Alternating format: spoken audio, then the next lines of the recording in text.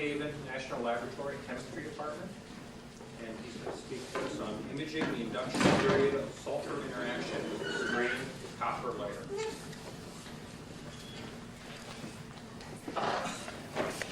Good afternoon. Privilege to participate in the symposium honoring our good friend Kamil Krier. Before I start with the actual talk, which is basically a collaboration between two national labs, my group at Brookhaven and a group led by Wolfgang in Sandia National Lab, I would like to take you very briefly some 30+ years back. When I met for the first time Kamil in Prague, I was undergraduate and spent in 1963 summer in his lab as a summer student. A couple of years later, Kamil was still practicing wet chemistry, and as you can see, it was 60s, so nobody cared too much about the safety glasses. So that was the last time I saw him in Prague. I went for a little service, Kamil left to start his career in the US. When I met him next time, we had a lot of discussions on many different aspects of professional life here, and I thanked him for many good advices. One of them was why people are not looking a little bit more closely at poisons catalysis. You can learn a lot, and this is a small contribution to this particular subject.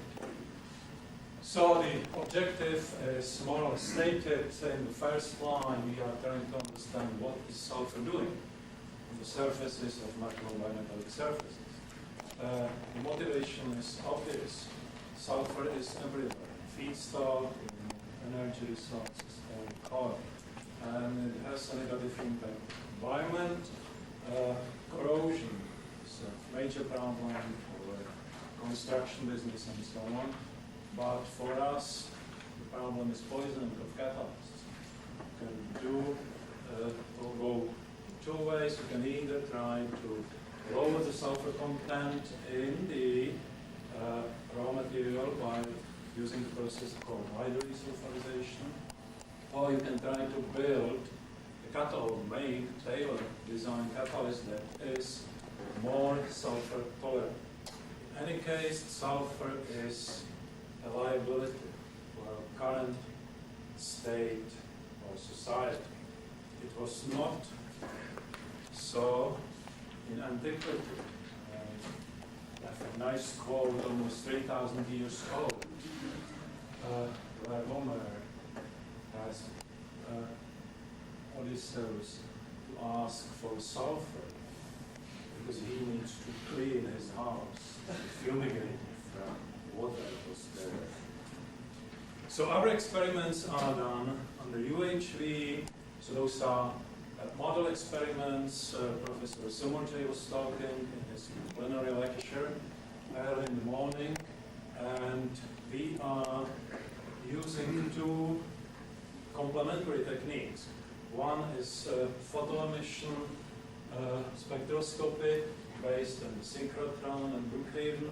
The other one is STM work that I did in collaboration with Brook and Sandia during my sabbatical. So the model is very simple, perfectly well-defined, clean routine substrate. We are doing copper on top of it and using sulfur from electrochemical UHE compatible source. So let me take you briefly through the first set of results.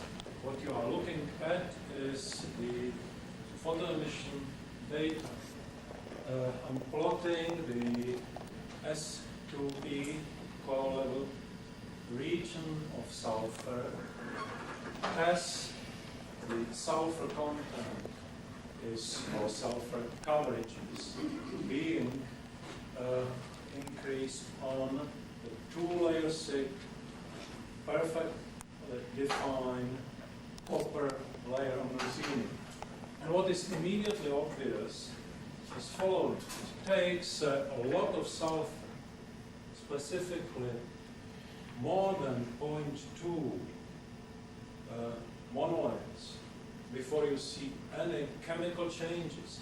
Up to this moment, you are simply building the concentration of atomic sulfur on copper layer. It's only reaching this point where you see a development of two additional ion binding energy color levels related to sulfidic type of sulfur. This is at room temperature. Those are room temperature experiments, right? This particular period, early stages of interaction sulfur with ruthenium where no reaction is happening, we have only absorption, are labeled or called in chemical science induction period. And this is as much as one can learn from the probes that are averaging and looking in and out data. Here comes the STM. What you can learn from the STM is not only more details about the actual growth and morphology of the overlay. In this particular case, I'm just trying to illustrate that one can see how copper grows on ruthenium surface, going from more or less step flow growth into some layer and three island growth. So you can also get details about the actual atomic arrangement. And those are just models, and I wanted to point at two different absorption sites on closed packed surfaces like ruthenium or copper. One FCC, the other one HCP. Now, copper is roughly 5% smaller than ruthenium substrate is sitting. So for that reason, there is a tensile strain, and copper is growing in a pseudomorphic way on the ruthenium surface. So what we are actually looking here in this upper part is arrangement of copper atoms in the first layer on ruthenium substrate. Now, if I will put just a little bit more than 1 molar, 1% on top of it, the copper, because it's under that size, will get incorporated in the first layer and then form misfit dislocation. And they are isolated in this first layer. And the misfit dislocations are actually alternating copper atoms sitting in HCP, FCC side, and the bright lines correspond to copper atoms that are rolling over the bridge side and going from FCC to FCP, vice versa.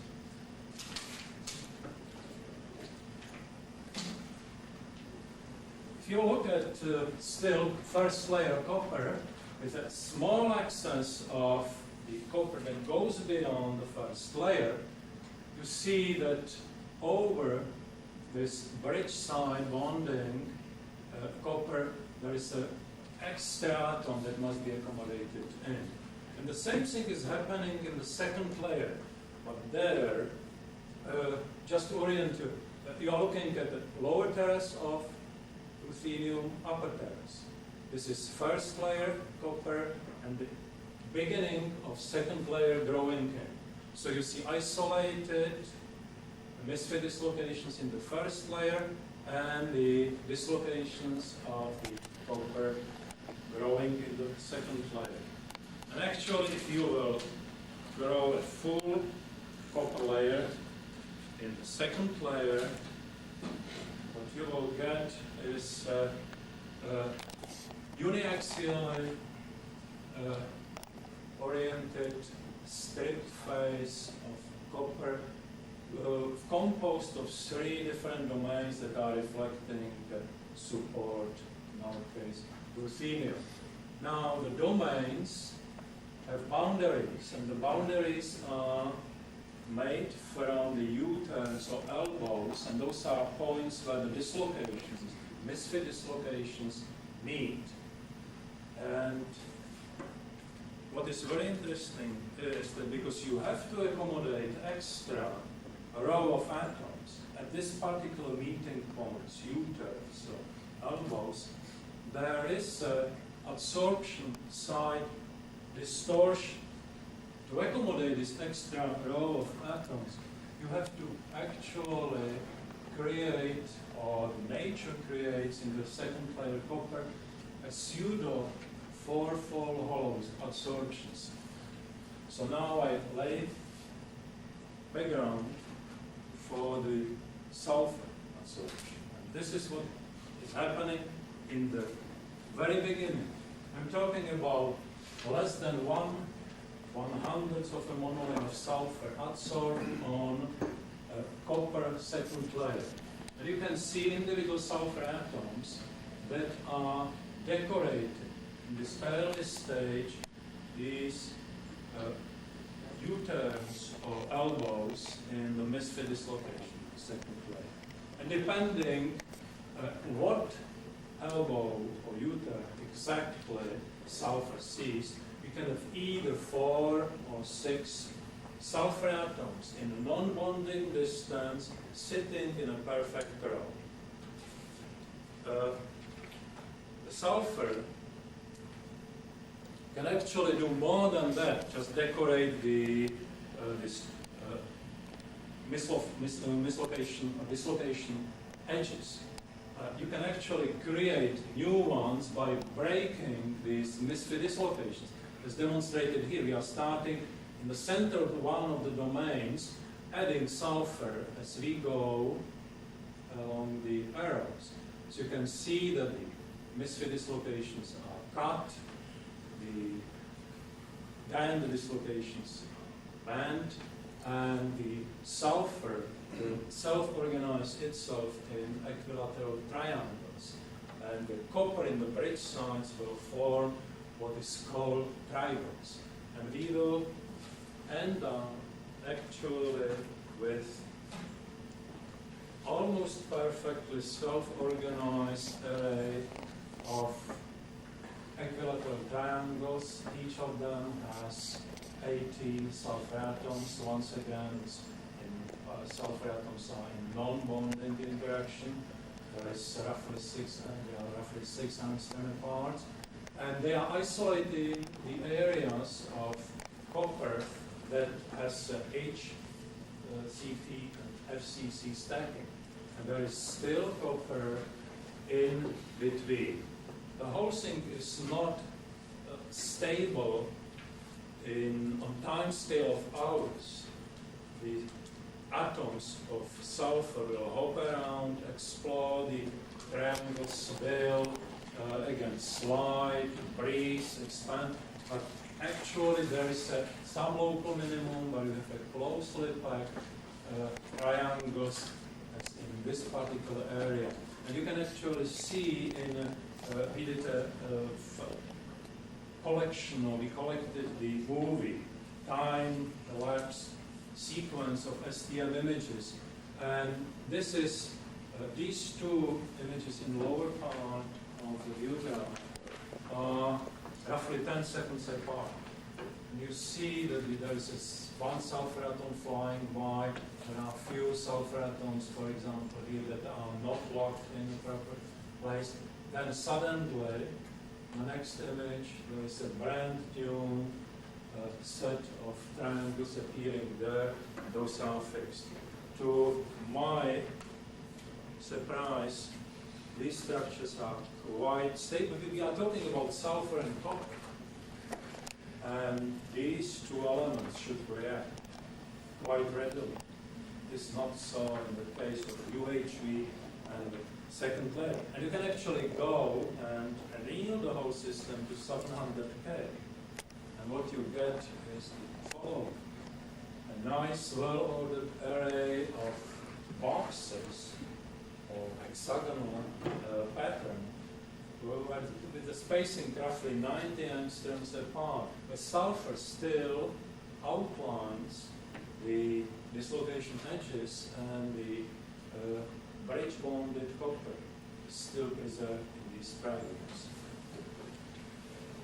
It's only after this particular stage where the sulfur is in the right position, in properly restructured surface, and it's ready to start reacting.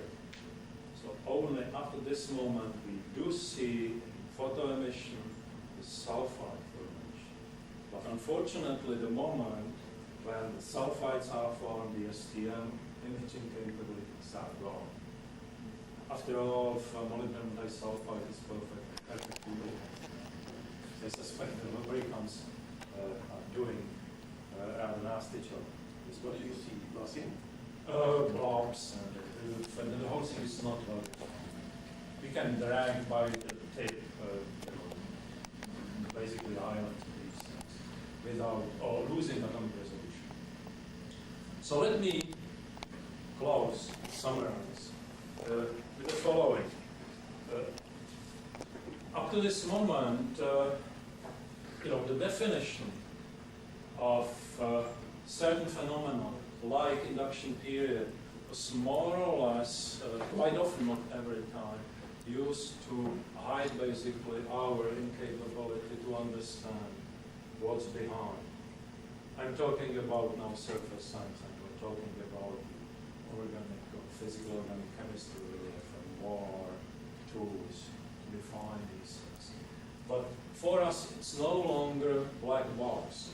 What you see is actually a systematic rearrangement that goes through many different well-defined stages where the substrate, copper, dynamically responds to the adsorbate, something that Professor Sommerchai was talking about, before the actual reaction starts. Thank you for your attention.